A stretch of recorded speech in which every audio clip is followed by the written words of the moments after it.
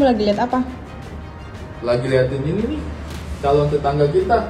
Rumahnya udah pada mau jadi. Rumah kita juga udah mau jadi, sayang. Wah, dikit lagi kita bisa tinggal di sini, sayang. Yoi. Masya Allah. Cek ke dalam yuk. Assalamualaikum. Nah, ini dia living roomnya.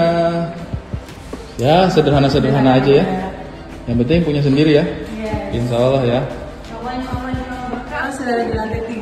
Ini ada kamar di sini. Kamar utama. Dan kamar adik bayi di sini juga. Nah, ini kan ada tangga di situ ya. Ini nanti bisa tembus ke langit nih. Wow. Alhamdulillah, ini dia kamar utamanya sudah jadi. Nah, ini tempat tidurnya Indah nanti di sini.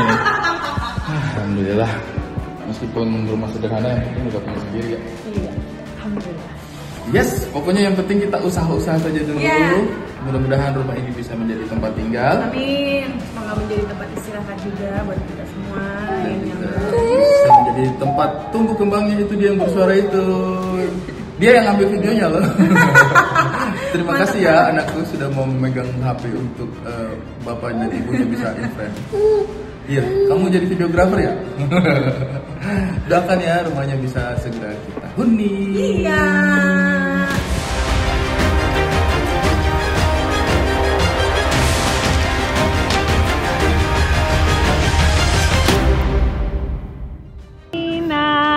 Kaulah wanita yang mulia, derajatmu 3 tingkat dibanding gaji. Ya anggaplah innalillahi wa inna ilaihi raji'un. Walau misalnya ya memang ya yang bayar itu Indah Permatasari, yang keluar dari tangannya Indah Permatasari.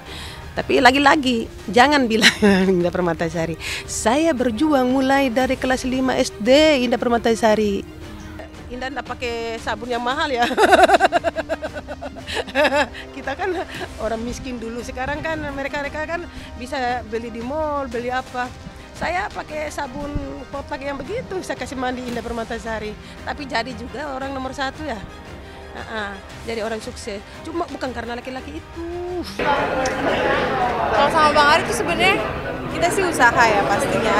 Ada banget usaha aku tahu banget kayak gimana Bang Ari ke orang tua gitu. Tapi kan ada hal-hal yang nggak memungkinkan itu terjadi gitu. Jadi ya kita nggak usah terlalu memaksakan. Oke. Luar biasa mewahnya, luar biasa meriahnya. Ya tidak disangka aja orang yang begitu, keluarga laki-laki yang begitu bagus, begitu menghargai orang. Terus adat dan istiadatnya itu dijunjung tinggi sama keluarga di pihak laki-laki. Alhamdulillah sekali. Di situ saya bangga yang dari 2019 sampai pas hari H-nya itu seorang ibu yang pernah tidur selama berapa tahun itu dari 2019 sampai sekarang langsung terbang. Tidur panjangnya sudah terlalu lama. Jadi karena diangkat derajat sama keluarga laki-laki. Saya juga tidak sangka anak yang saya tidak pernah rawat seperti rawatnya Indah Permatasari. Luar biasa, diangkat derajatnya setinggi-tinggi sama Allah. Yang angkat itu. Saya tidak sangka anak yang saya tidak perhatikan layaknya Indah Permatasari mulai A sampai Z, anak yang diangkat, anak itu pula yang jambak saya. Tapi anak yang tidak saya perhatikan, anak itu pula yang angkat derajat saya tinggi-tinggi. Itulah rencana Allah, kita tidak tahu. Saya terlalu banyak sayang sama Indah. Terlalu sayang barangkali akhirnya dengan cara begitu barangkali Indah menjambak saya, mencaci maki saya, menghujat saya dengan mulut-mulutnya yang luar biasa. Tapi tidak apa-apa. Kata Pak Kiai, kata Pak Ustadz, anak itu tidak selamanya bagus. Saya punya anak 7, jadi tidak semua bagus. Ada anak yang angkat derajat saya, ada anak yang menjambak saya, menginjak saya. Indah itu tidak minta dilahirkan. Ya Allah, subhanallah, subhanallah, subhanallah. Ya tidak apa-apa. Sepanjang netizen yang menghujat saya, sepanjang itu pula Allah lebih angkat derajat saya setinggi-tingginya. Jadi saya tidak terlalu ini. Dari sebelum Indah ketemu sama manusia ini sudah jadian memang, tapi Indah itu memang bukan Indah. Sinta itu memang masih tidak begitu. Karena itu anak kan belum serius. Tahu ini si laki-laki karena dari kerjanya di Makassar dia ikut lagi Sinta ke Jakarta. Ya begitu-begitu. Sudah saya tuh enggak terlalu siapa dia, orang ningrat atau orang kaya atau apa, enggak. Saya tidak tahu itu orang hebat orang tuanya. Tak tahu pas hari H itu saya tahu bahwa orang keturunan orang hebat. Saya tidak tahu itu sebelumnya. Nanti orang cerita undanganmu tadi kemarin ini. Subhanallah, dari mana aja itu undangan itu sampai sehebat begitu acaranya, semeriah begitu acaranya, sudah teratur kayak saya sampai apa seserahannya begitu, saya tidak sangka itu. Sampai mami harus begini kan dia apa namanya pernikahan itu ada aturan-aturan harus begini, harus ini. Saya tidak sangka itu. Di situ saya diam, lama saya sabar walaupun saya ngoceh-ngoceh di YouTube saya, ngoceh di TV. Kata Pak Ustadz, kata Pak Kiai, kalau kamu sabar menghadapi segalanya itu, Allah angkat derajatmu tinggi lebih dari itu. Benar sekali sayangku, benar. Walaupun anak-anakku menghina saya, termasuk suami saya menghina saya, terus ada juga keluarga saya yang seolah-olah saya ini jahat, seolah dibikin saya ini jahat banget di mata manusia. Tapi alhamdulillah, tapi di mata manusia seorang keturunan ningrat datang di keluarga saya. Di situ saya bangga, oh ini jawaban. Selama ini saya sabar, dihina sama netizen, dihina sama manusia-manusia kotor, saya kalau boleh ngomong itu yang menghina saya itu lalar. Itu lalar-lalar yang kotor yang di bangkai-bangkai itu yang menghina saya. Jadi di situ saya menilai, oh ini kalau misalnya dihina sama orang itu, kalau misalnya diterima apa adanya, hinaan, cacian, oh ini jawabannya. Saya tidak minta diumrahin. Saya tidak minta datang keluarga hebat ini, tapi datang di sini bertubi-tubi Allah angkat derajat saya diumrahin. Allah kasih ketuk hatinya Indah Permatasari di saat saya hari Jumat lagi baca Yasin. Tapi di situ Allah itu kita tidak tahu itu rencana Allah itu. Lamanya saya diam, lamanya air mata saya itu diangkat derajat sama Allah setinggi-tingginya dengan keluarga besar ini. Saya tidak tahu keluarga ini keluarga ningrat, saya tidak tahu. Banyak orang kasih tahu, oh memang beliau ini tidak menampakkan keturunan raja, tapi tidak menampakkan. Tapi selalu orang bilang waktu waktu dalam pernikahan baru saya tahu, oh ini orang ningrat, orang ini keturunan darah biru. Tapi pas hari H baru tahu saya itu, karena undangannya itu ada teman papinya, dosen teman papinya itu sampai menangis di tempat di atas. Itu manusia dari mana saja diundang.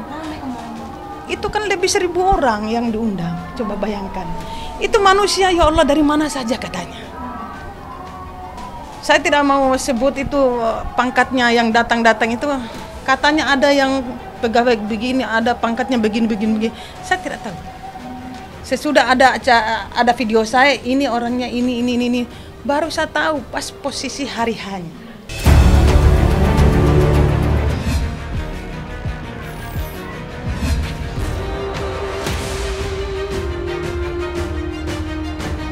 Terkait permasalahan putrinya Pak Tarzan, alhamdulillah udah terselesaikan dengan baik.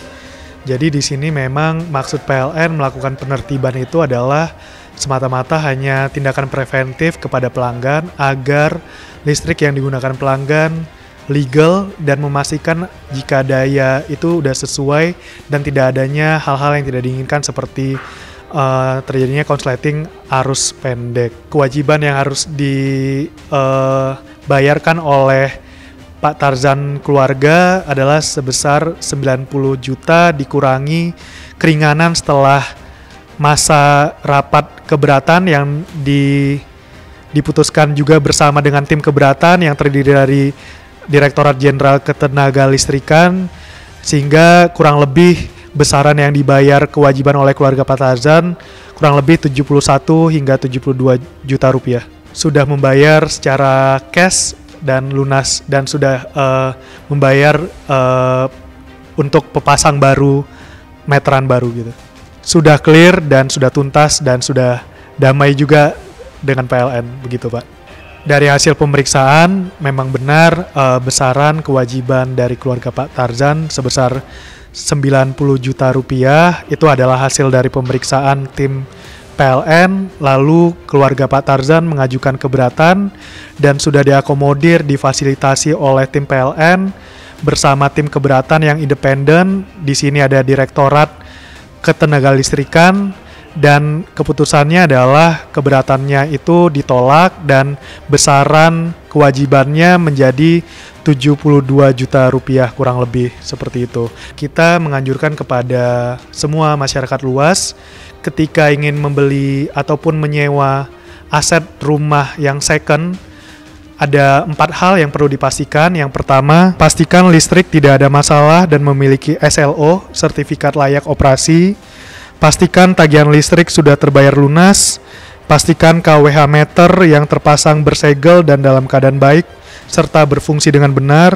Dan yang terakhir, keempat, adalah pastikan listrik yang mengalir itu legal gitu.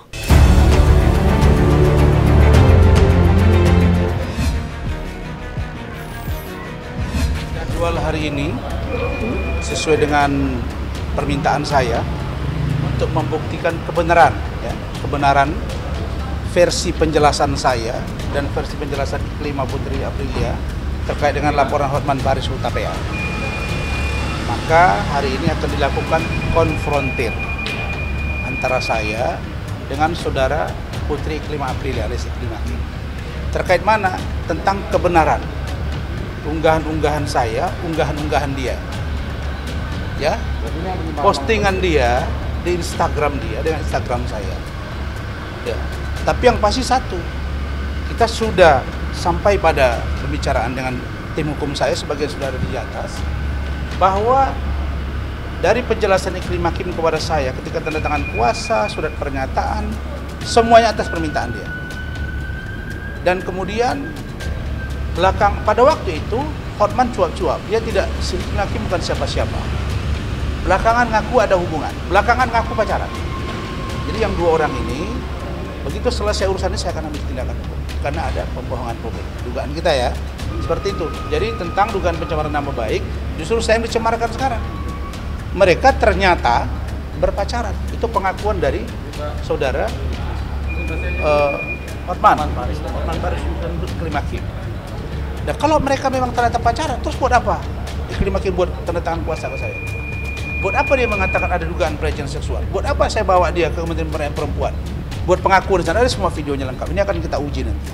Jadi 2 orang ini nggak boleh bermain-main untuk urusan hukum. Itu saja. Semua data saya bawa.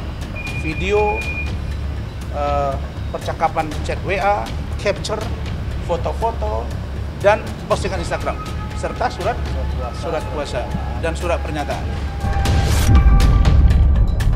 Ya,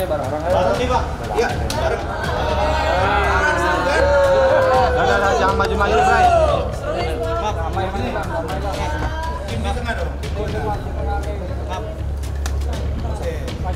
Pertama sekali saya salam adik saya dulu. Terima kasih. Makasih ya. Dan pengacaranya, Saudara Dinda Faris. Oke, pertemuan hari ini cukup panjang ya. Kayaknya terpanjang dari sebelum-sebelumnya. Dari aku pribadi sih aku mengharapkan semuanya baik-baik aja, semuanya kembali baik-baik gitu. Karena apa? Dengan adanya kayak gini-gini juga banyak sekali hal-hal yang terganggu, terutama pekerjaan, urusan pribadi dan sampai ke anak gitu loh. Sampai-sampai ya lagi kayak gini, aku harus titipin anak gitu. Aku yang kebayang juga mau ke anak, jadi ya berharap yang baik-baiklah semuanya. Biasanya aku nggak pernah nangis, tapi tadi sempet nangis karena bener-bener merasa apa ya, tertekan yang pasti banyak banget pertanyaannya, banyak banget sampai 30 halaman lebih.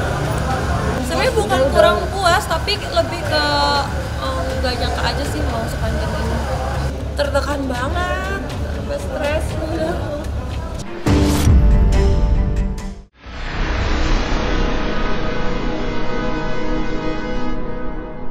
Jadi jangan lupa untuk subscribe Cumi Cumi. Ditekan ya tombol lonceng merahnya.